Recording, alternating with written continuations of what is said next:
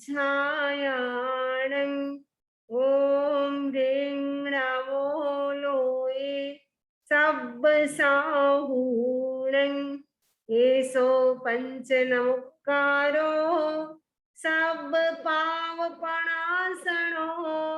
मंगलानंच सभ्ये सिंह परमं हवै मंगलम परमं हवै मंगलम।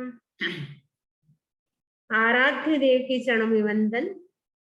आदरणीय समणी जी, उपस्थित भाइयों तथा बहनों, आचारांग सूत्र का हमारा वाचन चल रहा है। आचारांग सूत्र के 8 अध्ययन कंप्लीट हो चुके हैं। आज हम 9वें अध्ययन की चर्चा करेंगे। 9वें अध्ययन के अंतर्गत हम परमो उद्देश्य, पहला उद्देश्य, इसकी चर्चा करेंगे। ये हमारा आचारांग सूत्र का लास्ट चैप्टर चल है, तो उसमें हम पहला उद्देश्य इसकी चर्चा करेंगे। इस अध्ययन का नाम है उपधान सूत्र। उपधान यानी उपधान का मतलब तब भी होता है। उपधान 2 प्रकार के होते हैं, एक द्रव्य उपधान और भाव उपधान। द्रव्य उपधान का मतलब होता है जैसे आप लोग सोने के लिए तकिया लेते हैं, इसीलिए लेते कि आराम से हमें नींद आए, अच्छी तरह से हम सो सके, सुखपूर्वक सो सके। उसके लिए जो तकिया का आलंबन लेते हैं सिर के नीचे, वो द्रव्य उपधान है। और भाव उपधान है ज्ञान दर्शन चारित्र की आराधना।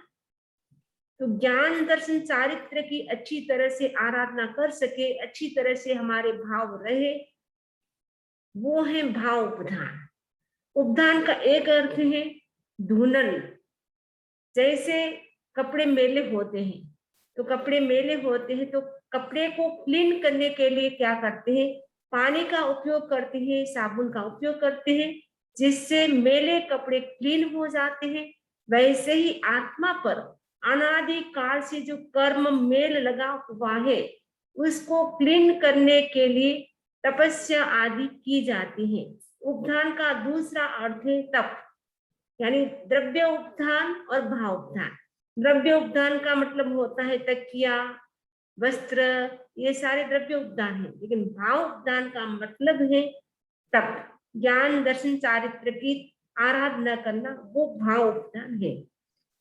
श्रुत, श्रुत का मतलब है सुना हुआ। तो इसमें आचार्य सुधर्मा स्वामी जम्बू स्वामी से कहते हैं, जम्बू, ये जो कुछ भी मैं बताऊंगा वो सब मैंने भगवान महावीर स्वामी से साक्षात सुना है। भगवान महावीर स्वामी के जीवन के बारे में मैंने भगवान से साक्षात सुना है, उसी को मैं बताऊंगा। जैसा मैंने सुना है वैसा ही मैं एक्सप्लेन करूंगा, वैसा ही मैं बताऊंगा। इसमें कुछ भी अपनी ओर से मैं जोड़ूंगा नहीं।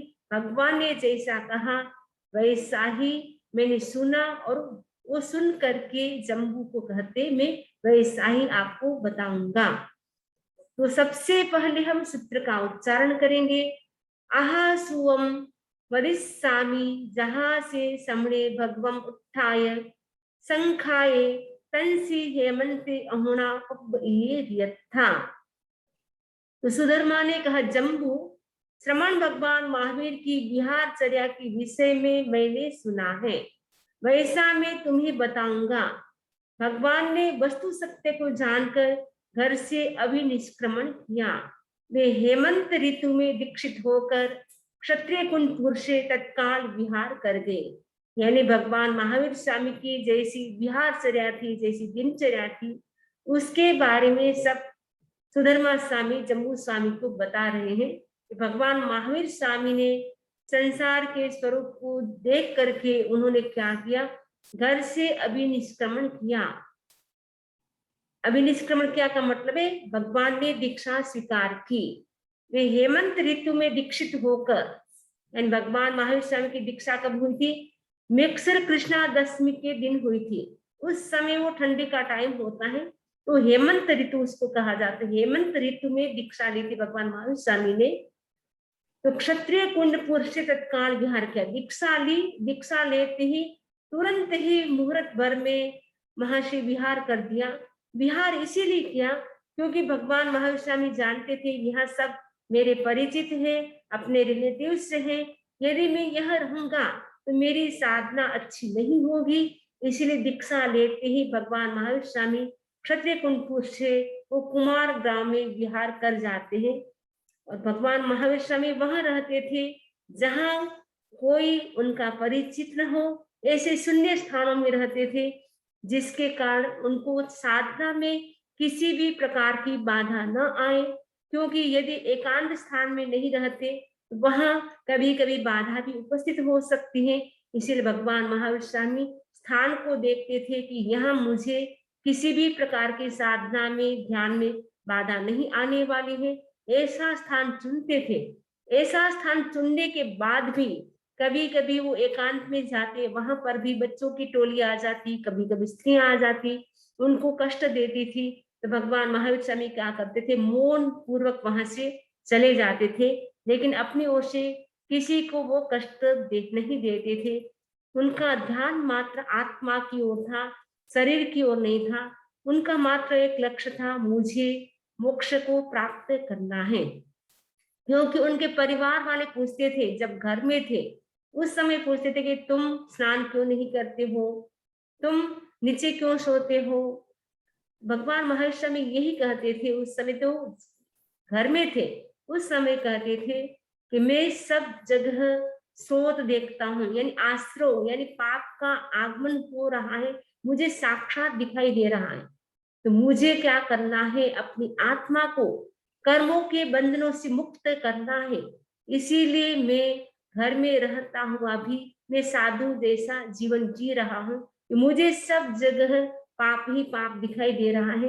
यदि मैं मनोरंजन करूंगा, ये भी यदि मैं स्नान करूंगा, सचित भोजन करूंगा, तो मेरी आत्मा कर्मों के बंधनों से कब मुक्त होगी। तो मुझे जल्दी से जल्दी बंधन से मुक्त होना है और मेरा लक्ष्य है मोक्ष को मुझे जल्दी प्राप्त करना है। तो गृहस्थ अवस्था में भी भगवान महावीर की यह भावना रहती थी, क्योंकि वो तो तीर्थंकर की आत्मा थी, उनका तो मोक्ष होना ही था। जब उत्कृष्ट भाव मोक्ष पाने का होता है, तब सहज ही उनके भीतर किसी भी प्रकार की किसी भी वस्तु के साथ, व्यक्ति के साथ अटैचमेंट नहीं रहता है, आसक्ति नहीं रहती है। भगवान महावीर स्वामी आगे पूरी उनकी जो जीवनचर्या है, साधना काल है, इसका इसमें वर्णन किया जाएगा इस उद्देश्य में कि भगवान महावीर स्वामी ने दीक्षा से पहले कैसे साधना की थी, दीक्षा के बाद उनकी साधना कैसी थी, इसी का इसमें वर्णन किया जाएगा। नो चेवी चे विमणे वत्थेण इहिस्सामि तंसि हेमंते से पारे आव कहाए एम खु अनुधम्यम तस्स। दीक्षा के समय भगवान एक साटक थे, यानी एक साटक का मतलब जब भगवान ने दीक्षा स्वीकार की थी तब उनके कंधे पे एक देवदूष्य वस्त्र था। भगवान ने धारण नहीं किया था, लेकिन जो कि दीक्षा महोत्सव मनाने के लिए 64 देव इंद्र आते हैं, इंद्राणियां आती हैं, बहुत सारे देवी देवता भी आते हैं। उस समय देवता ने क्या किया, भगवान के कंधे पे एक देवदूष्य डाल दिया था। तो भगवान ने जब दीक्षा ली उस समय तो उनके कंधे पर, शोल्डर पर एक वस्त्र था। भगवान ने संकल्प किया कि मैं हेमंत ऋतु में इस वस्त्र से शरीर को आच्छादित नहीं करूंगा। आच्छादित का मतलब ढकूंगा नहीं। हेमंत ऋतु का मतलब है भयंकर कड़कड़ाने वाली जो ठंड होती है, कड़कड़ाती ठंड, ऐसी ठंड में भी मैं अपने शरीर को वस्त्र से नहीं ढकूंगा। सामान्य लोग तो घर से बाहर भी नहीं निकलते, रूम को बंद करके रखते हैं, गद्दे पे सोते हैं, रजाई ओढ़ के सोते हैं, उसके बाद भी उनको ठंड लगती है तो हीटर चलाते हैं। उस स्थिति में भगवान महावीर स्वामी ने भयंकर ठंडी के ऋतु में भी उन्होंने कपड़े से अपने शरीर को नहीं ढका। एक कपड़ा था उससे भी उन्होंने कभी ढका नहीं, बस जैसा डाला था वैसा पड़ा रहा। उन्होंने अपनी ओर से कुछ भी उसको न हाथ भी नहीं लगाया उस कपड़े को। वे जीवन पर्यंत सर्दी के कष्ट को सहने का निश्चय कर चुके थे। भगवान महावीर स्वामी ने संकल्प किया था कि लाइफ लॉन्ग में जो भी सर्दी के कष्ट होंगे उनको मैं सहन करूंगा। ये उनकी धर्मानुगामिता थी। ये सर्दी के कष्ट को सहन करने का संकल्प किया था, साथ में ये भी संकल्प किया था कि दीक्षा साधना काल में देव मनुष्य तिरंग संबंधी जो भी मुझे कष्ट आएंगे उनको मैं समता से सहन करूंगा, लेकिन अपनी ओर से मैं कष्ट को दूर करने का प्रयास नहीं करूंगा। दीक्षा लेते ही यह संकल्प भगवान महावीर स्वामी ने किया था। दीक्षा लेते ही उपद्रव शुरू हो जाता है तो देवता भी आते हैं स्वर्ग से और कहा कि मैं आपकी सहायता करता हूँ, आप कहे तो मैं आपकी सेवा में रहूं। भगवान महावीर ने कहा ऐसा कभी हुआ नहीं, ऐसा कभी होगा नहीं। तीर्थंकर कभी भी किसी की सहायता से केवल ज्ञान को प्राप्त नहीं करते हैं, वो अपने बलबूते से, अपने पराक्रम से, अपने पुरुषार्थ से ही सारे कर्म को नष्ट करते हैं और केवल ज्ञान को प्राप्त करते हैं। इसलिए मुझे किसी की सहायता की जरूरत नहीं है।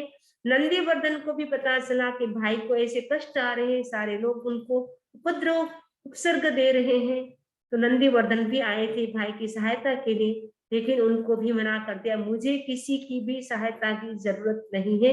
मैंने कर्म को अकेले ही बांधा है तो मुझे उसको अकेले ही भोगना है और सारे कष्ट को मैं अपने आप ही अपने पुरुषार्थ से समाप्त करूंगा और मैं अपने पुरुषार्थ से ही केवल ज्ञान को प्राप्त करूंगा।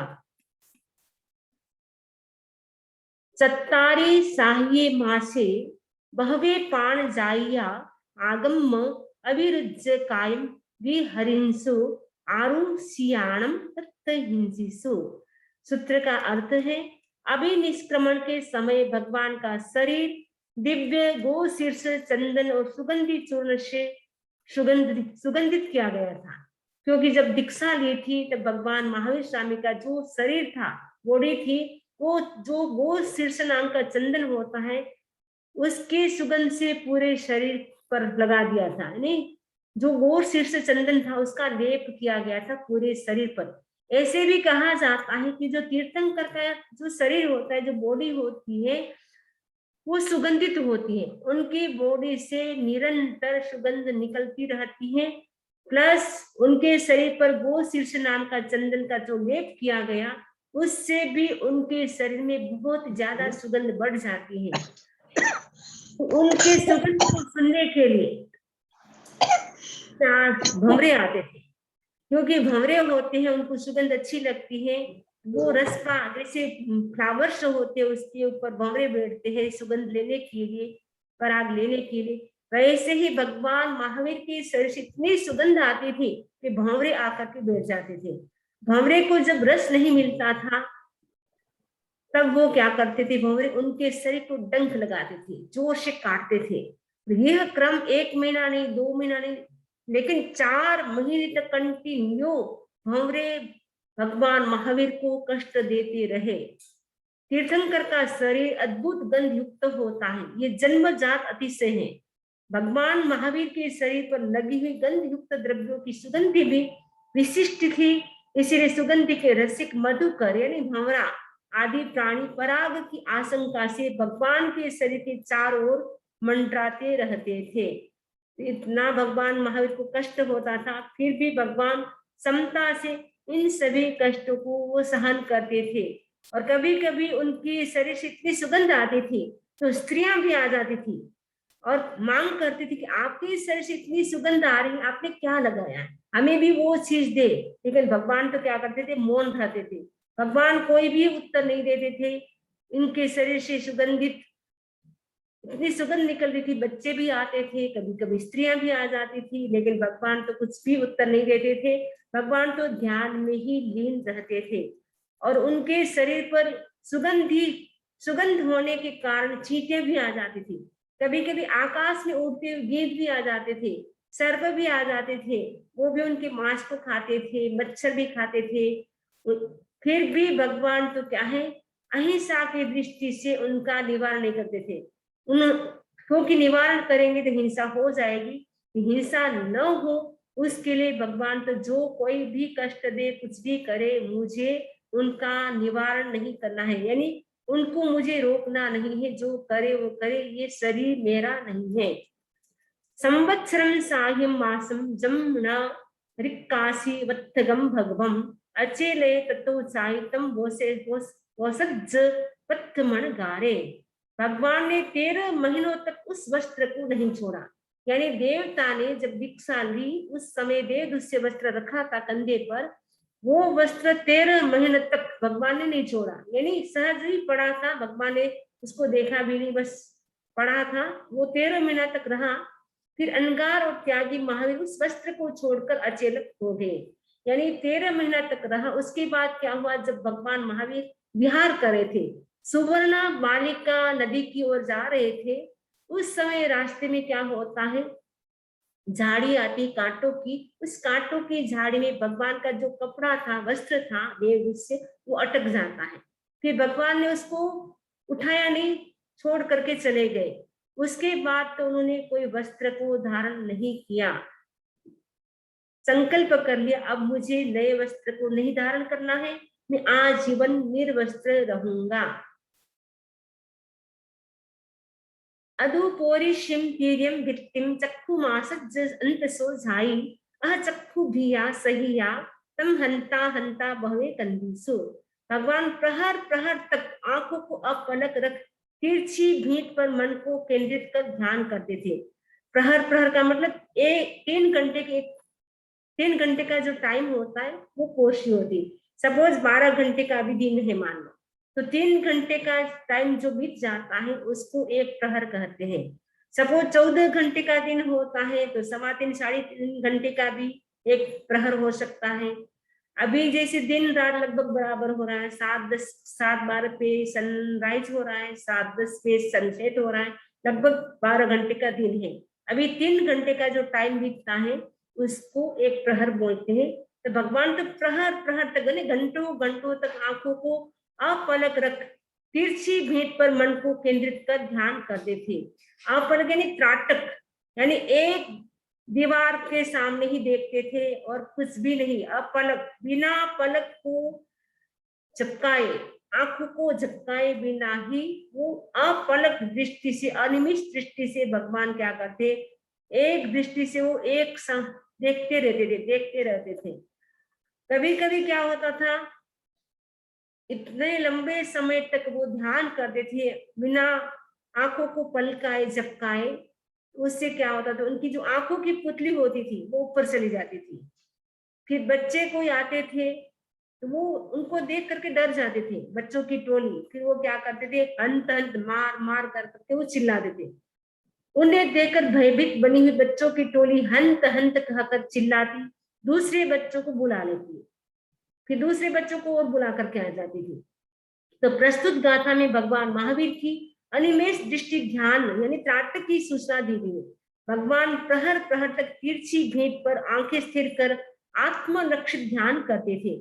इसका तात्पर्य है कि दृष्टि तिरछी भेंट पर स्थिर थी और ध्यान अंतर आत्मा में लीन था। दृष्टि तो भले दीवार पे थी, वाल पे थी, लेकिन उनका ध्यान अंतर आत्मा में लीन था। अनिमेष प्रेक्षा करते थे।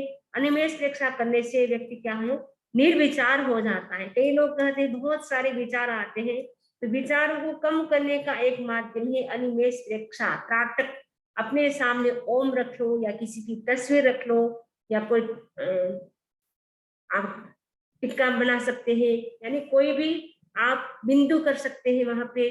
तो बिंदु पे ओम पे या कोई मोमबत्ती कोई रखते हैं, कोई दीवार पे करते हैं, कोई फोटो पे करते हैं। त्राटक यानी बिना आंखें पलकाए आप कितनी देर रह सकते हैं, वो प्रयोग करने से भी विचार कम हो जाते हैं, व्यक्ति समाधि की स्थिति में रहता है। तो भगवान महावीर स्वामी घंटों घंटों तक त्राटक का प्रयोग करते थे, अनिमेष प्रेक्षा करते थे। शयने हिम विधि में हिस्सेहिम इत्यो तत्थ से परिणाय सागार्यम न सेवे इति से स्वयं प्रवेश या जाति। भगवान जन संकुल स्थानों में नहीं ठहरते थे।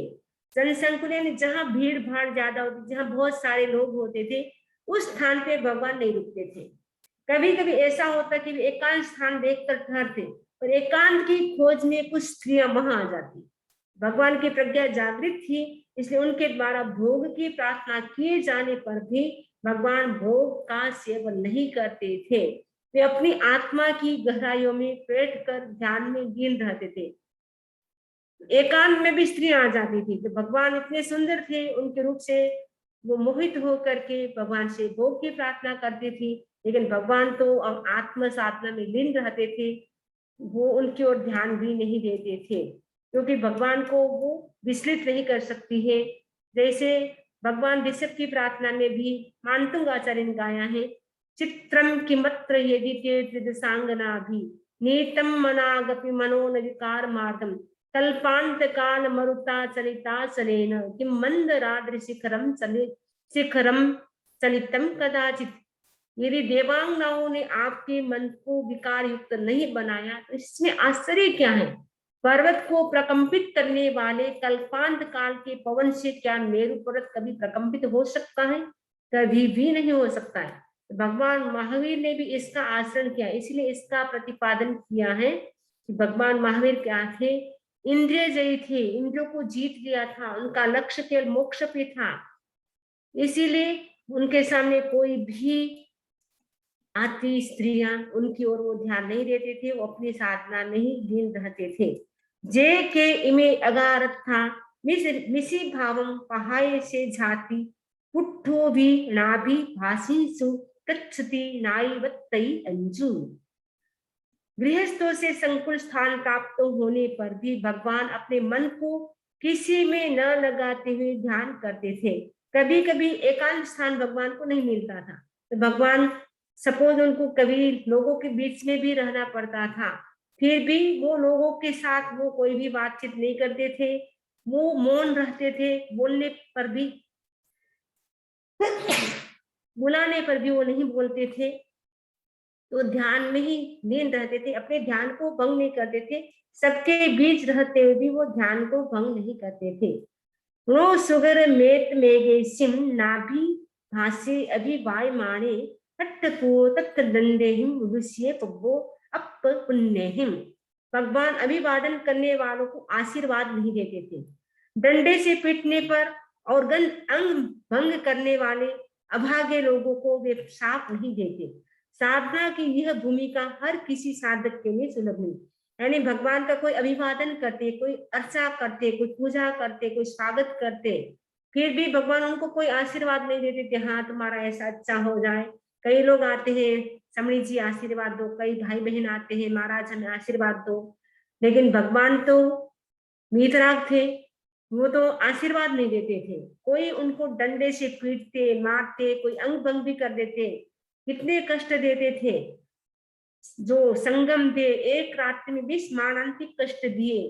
कितने कितने अनार्य देश में गए, वहां कितने लोगों ने उनको मारा, पीटा, थूक उनके ऊपर थूक उछाला, धूल फेंकी, पत्थर फेंके, डंडे मारे। अनार्य देश में इतने कष्ट दिए भगवान को लोगों ने, उसके बावजूद भी भगवान उनके ऊपर रुष्ट नहीं होते थे और कोई स्वागत करते उनके ऊपर प्रसन्न नहीं होते थे, उनको आशीर्वाद नहीं देते थे। भगवान तो एकदम तटस्थ थे, मध्यस्थ थे, कोई भी कुछ भी करे, चाहे स्वागत करे, चाहे कोई कष्ट दे, लाभा लाभे सुहे दुखे जीवे मरणे तहा समो निंदा प्रशंसा सुतहा माना मनो।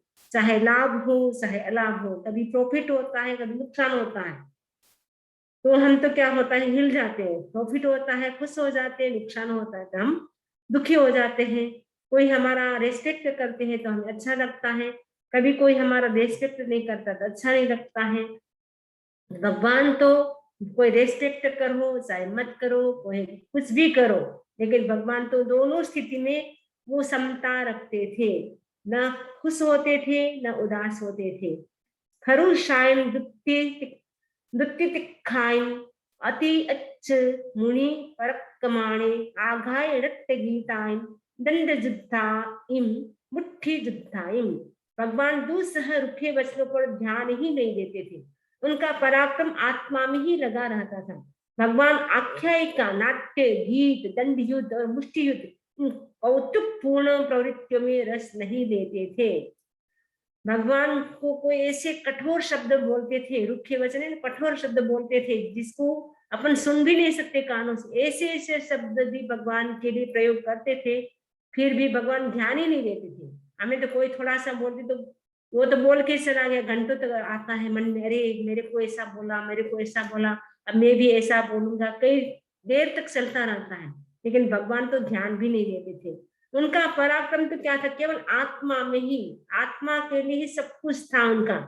वो कभी भी न नाटक देखते थे, न गीत सुनते थे, न दंड युद्ध मुष्टि युद्ध, कभी भी मनोरंजन के लिए नहीं करते थे। कभी कभी होता है व्यक्ति का टाइम पास नहीं होता था, बोलते गृहस्थ आते हैं, समझ लीजिए हमारा टाइम पास नहीं होता था, हम तो टीवी देख लेते, कभी नाटक देख लेते, कभी मूवी देख लेते, तो लोग ऐसा बताते हैं। हमने कहा हमारे पास तो टाइम ही नहीं है, तो टाइम पास करने की बात ही नहीं है, क्योंकि हमारे पास तो आगे से आगे प्लानिंग होती है, अब हमें ये स्वाध्याय करना, अब ये ध्यान करना, ये लिखना है, ये करना है। तो हमारे पास तो टाइम हमको तो और हो तो हम और ज्यादा कर सकते हैं, लेकिन लोगों को कई बार समस्या भी होती है, टाइम पास नहीं होता है।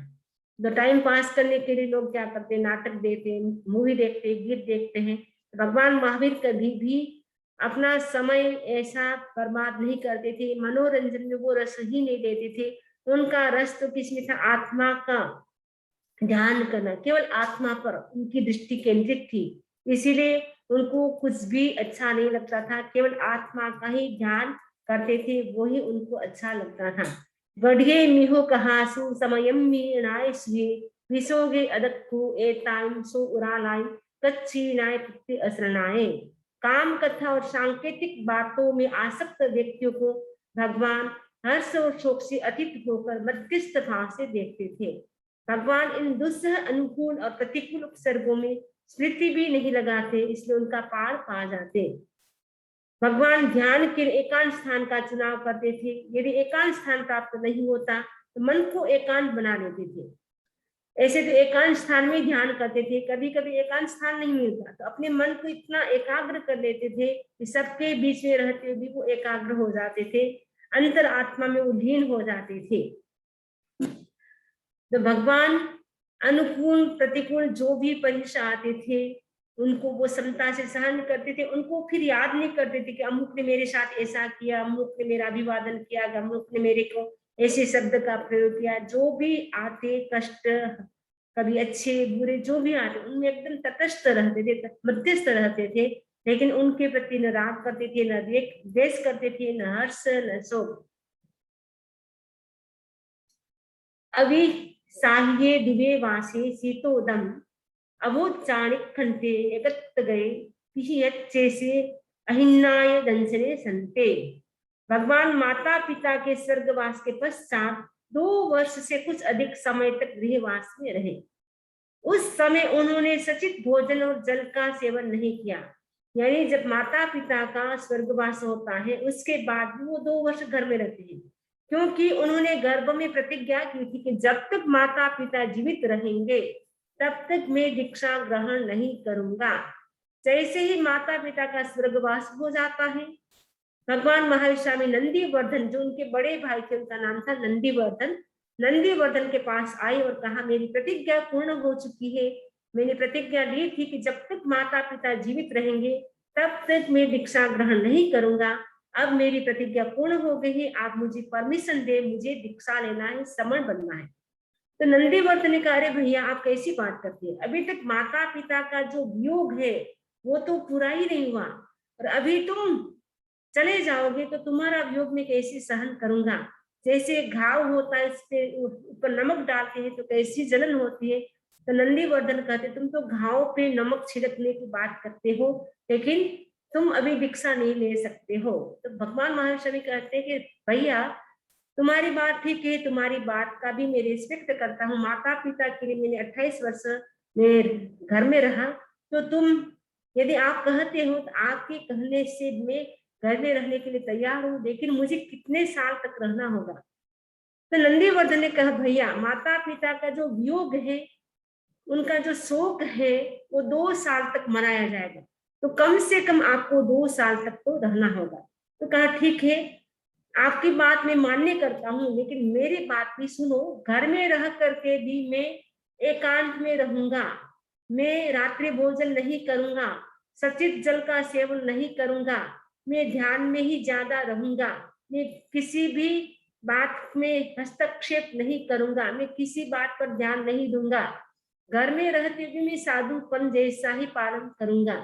तो नंदीवर्धन के ठीक है, जैसे आपको अच्छा लगे वैसे करना, लेकिन 2 साल तक घर में आपको रहना है। तो भगवान माता पिता के स्वर्गवास के पश्चात 2 वर्ष से कुछ अधिक समय तक गृहवास में रहे। उस समय उन्होंने सचित भोजन और जल का सेवन नहीं किया। वे परिवार के साथ रहते हुए भी अंतःकरण में अकेले थे। रहते सबके साथ थे, लेकिन भीतर से वो अकेले थे। उनका शरीर, वाणी, मन और इंद्रिय सभी सुरक्षित थे। वे सत्य का दर्शन और शांति का अनुभव कर रहे थे। इस गृहवासी साधना के बाद उन्होंने अभिनिष्क्रमण किया, यानी जैसे ही 2 साल से कुछ समय अधिक बीतता है, उसके बाद मिक्सरवदी दशमी के दिन भगवान महावीर स्वामी क्या करते हैं? अभिनिष्क्रमण यानी दीक्षा स्वीकार करते हैं।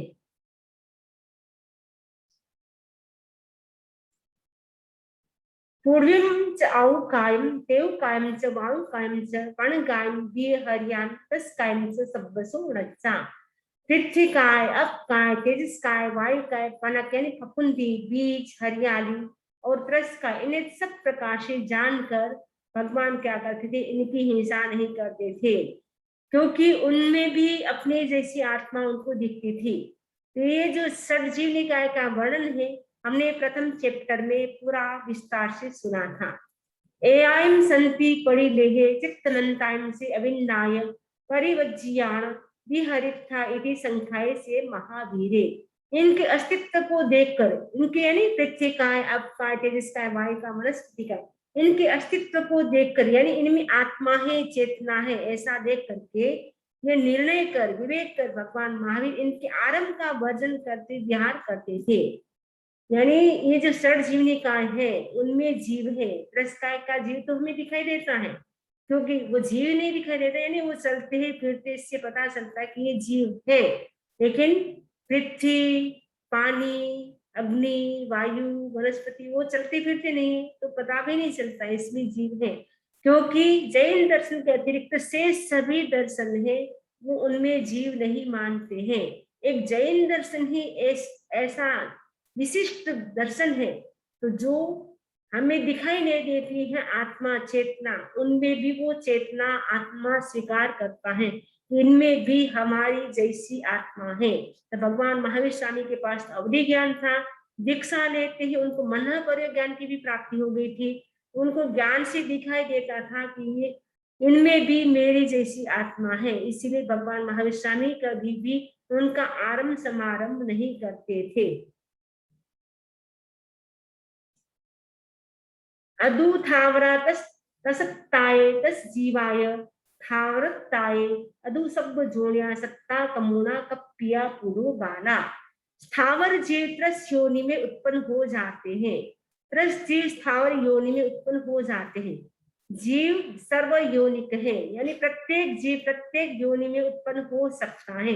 अज्ञानी जीव अपने ही कर्मों के द्वारा विविध रूपों की रचना करते रहते हैं। यानी भगवान महावीर स्वामी क्या कहते हैं कि जो त्रस्त जीव है, अभी वर्तमान में त्रस्त जीव है, वो स्थावर भी हो सकते हैं। यानी अभी त्रस्त हम हैं, तो वो ऐसे कर्म करेंगे तो स्थावर में भी जा सकते हैं, यानी पृथ्वी भी बन सकते हैं, पानी भी बन सकते हैं, अग्निकाय के जीव भी बन सकते हैं, वायुकाय के जीव भी बन सकते हैं, वनस्पति काय के जीव भी बन सकते हैं। जो स्थावर जीव है वो त्रस्त भी बन सकते हैं, और स्थावर है वो त्रस्त बन सकते हैं, त्रस्त है वो स्थावर बन सकते हैं। कुछ दर्शन ऐसे मानते हैं कि जो स्त्री है वो स्त्री रहेगी, पुरुष है पुरुष रहेगा। अभी वर्तमान में स्त्री है तो फ्यूचर में यानी नेक्स्ट बर्थ में वो स्त्री रहेगी। अभी पुरुष है वो नेक्स्ट बर्थ में पुरुष रहेगा। अभी पृथ्वी है वो नेक्स्ट बर्थ में पृथ्वी ही रहेगी, पानी वो पानी रहेगा। कुछ दर्शन ऐसे मानते हैं, लेकिन जैन दर्शन की स्पष्ट मान्यता है, स्पष्ट अवधारणा है कि हम किसी भी योनि में उत्पन्न हो सकते हैं। जीव जिस रूप में कर्म करता है उसी के अनुसार उनको गति मिल जाती है। ऐसा कोई फिक्स नहीं है कि अभी हम मनुष्य है तो अभी हम स्त्री है तो नेक्स्ट बर्थ में हम स्त्री रहेंगे। हम पुरुष भी बन सकते हैं, देव भी बन सकते हैं, तिरंज गति में भी जा सकते हैं, नरक गति में जा सकते हैं। जैसे हमारे कर्म होते हैं उसी के अनुरूप हमें गति मिल जाती है, पर्याय मिल जाते हैं। ये भगवान महान ने बहुत बड़ा नया सिद्धांत प्रतिपादित किया है, क्योंकि ऐसा कोई भी दूसरे दर्शन स्वीकार नहीं करता है कि दूसरी योनि भी हमारी हो सकती है, हमारी पर्याय भी बदल सकती है। ऐसे दूसरे दर्शन वाले नहीं मानते हैं। ब्रह्म कुमारी जो ब्रह्म कुमारी है वो भी यही बोलते कि अभी स्त्री है वो स्त्री रहेगी, पुरुष है पुरुष रहेंगे। लेकिन जैन दर्शन का स्पष्ट सिद्धांत है कि हम प्रत्येक योनि में उत्पन्न हो सकते हैं। 84 लाख योनि है और 1,97,97,00,000 कुल कोटि है, उन सभी में हम उत्पन्न हो सकते हैं। हमारे जैसे कर्म है वैसे ही हम उन कुल कोटि में उन योनि में उत्पन्न हो जाएंगे।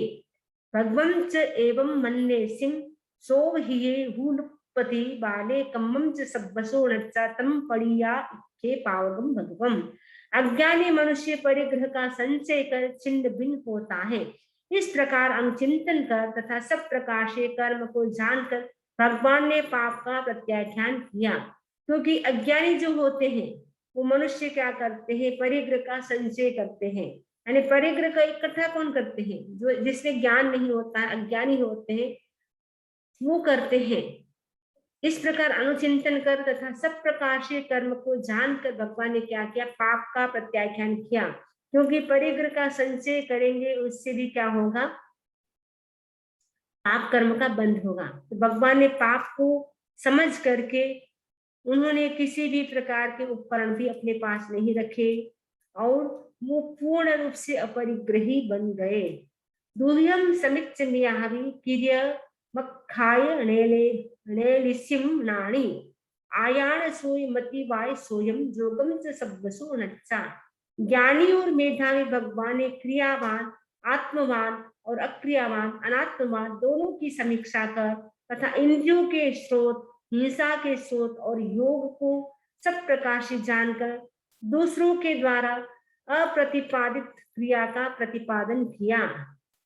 क्योंकि उन्होंने सब जगह मन वचन काया की प्रवृत्ति को इसलिए कम करते थे, ध्यान में ज्यादा रहते थे, क्योंकि जितनी हम एक्टिविटीज करते, एक्शन करते हैं, उससे क्या होता है, आश्रव होता है, पाप कर्म का बंध होता है।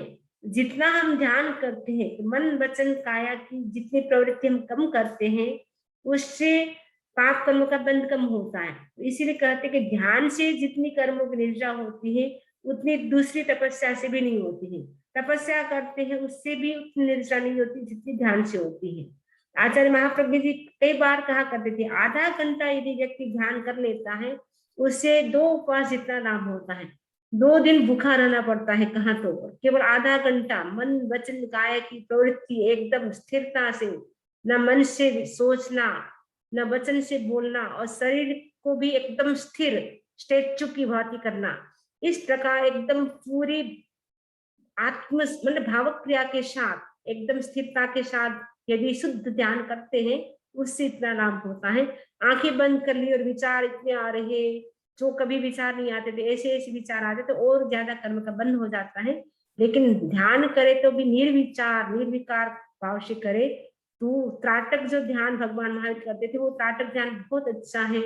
और श्वास प्रेक्षा कर सकते हैं, त्राटक कर सकते हैं।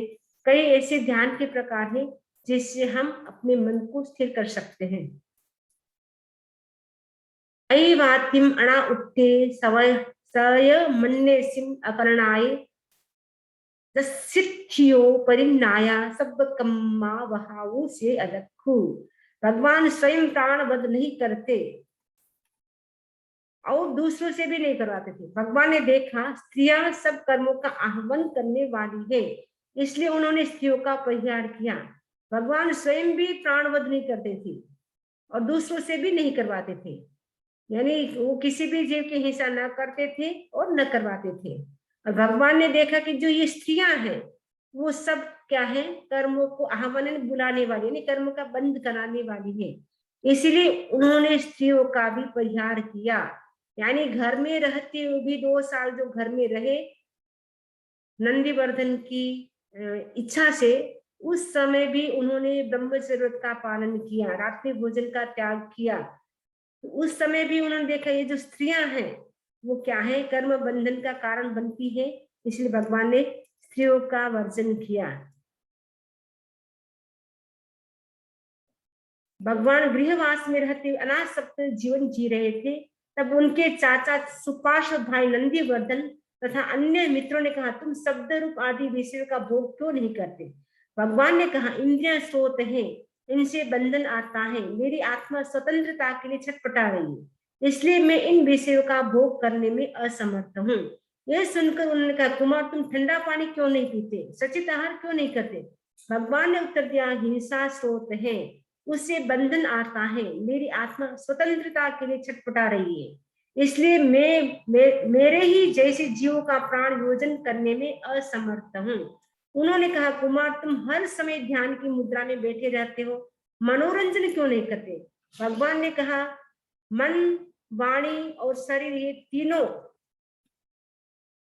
स्रोत हैं, उनसे बंधन आता है, मेरी आत्मा स्वतंत्रता के लिए छटपटा रही है, इसीलिए मैं उनकी चंचलता को सहारा देने में असमर्थ हूँ, क्योंकि वो नाटक देखेंगे, जो भी देखेंगे मनोरंजन के साधन है, उन सबको देखने से हमारी मन की चंचलता बढ़ जाती है।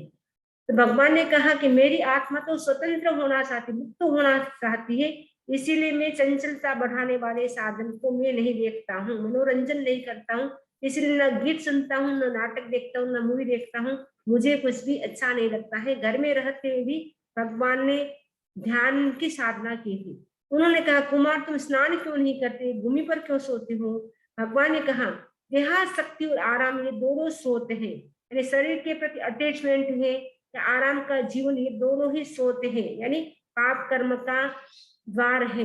मैं स्रोत का स्मरण चाहता हूँ, इसलिए मैंने इस चर्या को स्वीकार किया है। आहा कड़म न सेवे सब्बसु कमुनाय अदप्पु जम किंची पावगम भगवम तम अकुबयम वियडम गुंजिथा। भगवान ने देखा कि मुनि के लिए बना हुआ भोजन लेने से सब प्रकार से कर्म का बंधन होता है, इसीलिए उसका सेवन नहीं किया। भगवान आहार संबंधी किसी भी पाप का सेवन नहीं करते थे, ये प्राशुभ भोजन करते थे, क्योंकि भगवान ने देखा कि यदि मेरे निमित्त से कोई भोजन बनाएगा उसे पाप कर्म का बंध होगा।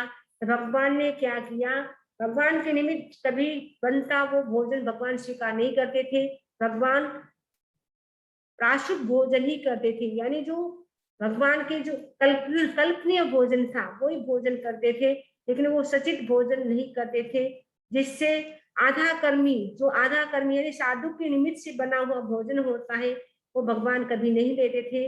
भगवान शुद्ध आहार की गवेषणा करते थे और प्राशुभ भोजन ही करते थे, और भोजन करते हुए वो किसी भी प्रकार की आसक्ति नहीं रखते थे, अनासक्त भाव से भोजन करते थे। रो सेवती परवत्तम पर पाए विशेनम भुंजिता परिवज्यान ओमाणम गच्छति संकड़िम असरणाए। भगवान स्वयं अवस्त्र थे, यानी वस्त्र नहीं रखते थे, और किसी दूसरे के वस्त्र का सेवन नहीं करते थे। भगवान स्वयं भी नहीं रखते थे और दूसरे के वस्त्र का भी उपयोग नहीं करते थे।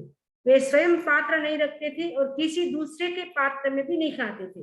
वे अवमान भोज में आहार के लिए नहीं जाते थे, वे सरस भोजन की स्मृति नहीं करते थे, यानी भगवान वस्त्र भी नहीं रखते थे, पात्र भी नहीं रखते थे। फिर पात्र नहीं रखते थे, लेकिन वो भोजन गृहस्थ के पात्र में नहीं करते थे। वो भोजन कैसे करते थे, हाथ में लेकर के करते थे, कर पात्र, जैसे दिगंबर साधु होते हैं जो हाथ में भोजन, वर्तमान में आप देख सकते हैं कभी काम पड़े तो वो हाथ में ही भोजन करते हैं, वैसे भगवान भी हाथ में ही भोजन करते थे।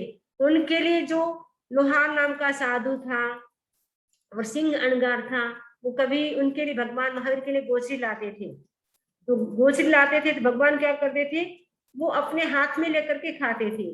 पात्रों में सपोज वो गोश्री लाते थे साधु उनके भगवान के लिए, लेकिन भगवान तो पात्रों में भोजन नहीं करते थे, वो हाथ में लेकर के ही साधुओं से भी हाथ में लेकर के ही भोजन करते थे। और ऐसे स्थान पे नहीं जाते थे जहाँ सामूहिक जिमनवार हो, सामूहिक भोज बना हुआ हो, वहां पर भी भगवान नहीं जाते थे। मायन्य असण पाणस्नाणु विद्ये रसेसु अपरिन्ने अचिप्पीणोपमज्ञानो कंडु ये मुनि गायम। भगवान असन और पान की मात्रा को जानते थे, वे रसों में लोलुप नहीं थे, वे भोजन के प्रति संकल्प नहीं करते थे, वे आंख का भी प्रमार्जन नहीं करते थे, वे शरीर को भी नहीं खुजलाते थे, यानी खुजली कितनी भी आ जाए फिर भी नहीं खुजलाते थे। भोजन का भी संकल्प नहीं करते थे कि मुझे अमुक भोजन खाना है। आंख में कभी मान लो तिनका भी गिर गया, मिट्टी का कण भी गिर गया तो भी भगवान निकालते नहीं थे, शरीर को भी नहीं खुजलाते थे। हमें तो खुजली आती तो कितनी खुजला लेते हैं, लेकिन भगवान तो बिल्कुल भी शरीर को भी नहीं खुजलाते थे। तो भगवान की कितनी साधना थी, उत्कृष्ट कोटि की। उनकी एक ही लक्ष्य था, मुझे संसार के बंधनों से मुक्त होना है। अपम तेरिम पेहाय अपम पिठो उपेहाय अपम बुए पड़ी माघाणी पंथ पे ही चले जय माणे। भगवान चलते हुए न तिरछे देखते थे और न पीछे देखते थे, ये मौन चलते थे, पूछने पर भी बहुत कम बोलते थे। ये पंथ को देखते हुए प्राणियों की अहिंसा के प्रति जागरूक होकर चलते थे। यानी भगवान जब चलते थे पूरी ईड़ा समिति के साथ देख करके चलते थे, और साथ में मौन। कभी कभी चलते हैं, चलते चलते बातें करते करते चलते रहते हैं। कभी लोग होते हैं गाड़ी भी ड्राइविंग कर रहे हैं, साथ में सुन भी रहे हैं, दो काम करते हैं, तो ड्राइविंग में भी ध्यान नहीं रहता। कभी कभी गाड़ी के नीचे मेंढक भी आ सकता है, मछली भी आ सकती है, छोटे छोटे जंतु भी आ सकते हैं। तो भगवान तुम मौन पूर्वक चलते थे और एकदम ईरा समिति के साथ चलते थे। बोलने पर भी, पूछने पर भी वो कुछ भी नहीं बोलते थे, क्योंकि यदि हम ध्यान से नहीं चलेंगे तो हमारे द्वारा हिंसा भी हो सकती है। इसलिए भगवान मौन पूर्वक चलते थे और देख करके चलते थे। सिरे शिशिरंसी अद्ध पड़ी बनने तम वो सज्जवत् मनगारे असा ऋतु बाहुम पर कमेनो अवलंबियान अंदसी। भगवान वस्त्र का विसर्जन कर चुके थे, वे शिशिर ऋतु में चलते तब हाथों को फैलाकर चलते थे। भयंकर ठंड में भी दोनों हाथों को ऐसे फैलाकर चलते थे, उन्हें कंधों में समेट कर नहीं चलते थे। कभी कभी हम ठंड लगती तो ऐसे हाथ कर लेते हैं, लेकिन भगवान तो हाथों को फुला करके ऐसे लंबा करके चलते थे। इतनी भयंकर ठंड में भी वो ठंड को भी सहन करते थे। ऐसे भी अणुकंतो महानेन मई मया अपरिण्येन वीरेण कास्मेन महेशिनार्तिबे में। मतिमान महान काश्यप गोत्री महर्षि महावीर ने संकल्प मुक्त होकर पूर्व प्रतिपादित विधि का आचरण किया, ऐसा मैं कहता हूँ। यानी भगवान महावीर ने जो भी संकल्प थे, साधु जीवन के संकल्प थे, वो तो पूरा किए, लेकिन बाकी जो गृहस्थ जीवन की कोई भी बात होती उनके लिए वो कोई अनुमोदना नहीं करते थे, और उसके लिए वो किसी भी रूप में पाप का बंधन हो वैसा वो काम करने के लिए तैयार नहीं थे। उनका लक्ष्य तो एक मात्र था, आत्मा को मुझे पाना है, आत्मा का साक्षात्कार करना है। तो आत्म साक्षात्कार के प्रति, आत्मा के प्रति ही वो अवेयर थे, जागरूक थे। उनका सब कुछ ध्यान आत्मा के लिए ही था, वो किसी भी बाहर की ओर ध्यान ही भगवान नहीं देते थे। तो ऐसा भगवान महावीर स्वामी के बारे में जैसा सुना सुदामा स्वामी ने, क्योंकि वो गणधर भगवान महावीर स्वामी के टाइम थे, और भगवान महावीर निर्वाण पधार जाते, उसके बाद वही साक्षी थे भगवान महावीर के। तो जम्मू स्वामी को कहते कि जैसा मैंने सुना है भगवान महावीर के श्रीमुख से, वैसा ही प्रतिपादन मैंने किया है। तो हमने, हमारा जो ये 9वां चैप्टर है उसका प्रथम उद्देश्य थे वो कंप्लीट हो जाता है। इससे संबंधित किसी का कोई प्रश्न हो तो पूछ सकते हैं। इसी आशा के साथ ओम अरहम। अब इस दूसरे उद्देश्य में भगवान महावीर दीक्षा ले लेते हैं, उसके बाद उनकी चर्या कैसी होती है, वो किस रूप में आसन करते थे, किस रूप में ध्यान करते थे, इसका वर्णन हम आगे सुनेंगे। इसी आशा के साथ ओम अरहम।